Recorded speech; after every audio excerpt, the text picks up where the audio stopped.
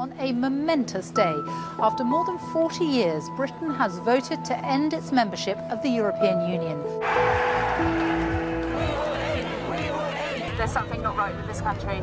Britain is undergoing monumental change.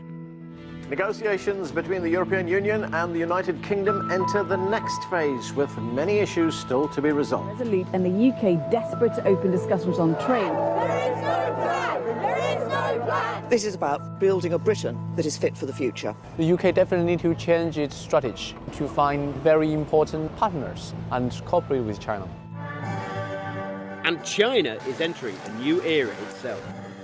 这个新时代，开放带来进步，封闭必然落后。You know, China's a growing economic powerhouse, and Britain is not. And there's a very interesting conversation to have there. I'm Matt Horn, and I'm a journalist. For the last 15 years, I've lived and worked in China. From Guangdong province, the first experimental ground of China's economic reform, I've had a front row seat to witness an extraordinary story of change. The story of a nation's 4-decade ascent from a cheap manufacturing hub to the world's second largest economy.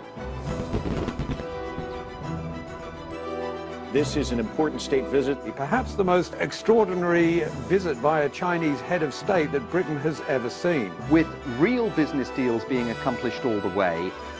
Irrespective of your sector or your business, you need to sit down and think about what China means for you, because China is only going to become an increasingly more important influence around the world. 15 years ago, I left the UK for an exciting new life in Guangzhou. Today, I'm back in London, the capital city, and I've come back to a very different country in very different times.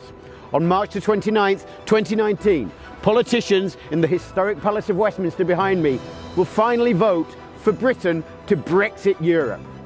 What does that mean for UK-China relations in the Brexit era, and also in the golden age following President Xi's successful state visit a couple of years ago? I've come home to find out. My search for stories of China's changing roles in the new era will take me from the east of London to the west of Oxford, southwest harbours of Bristol, and finally across the Irish Sea to Dublin.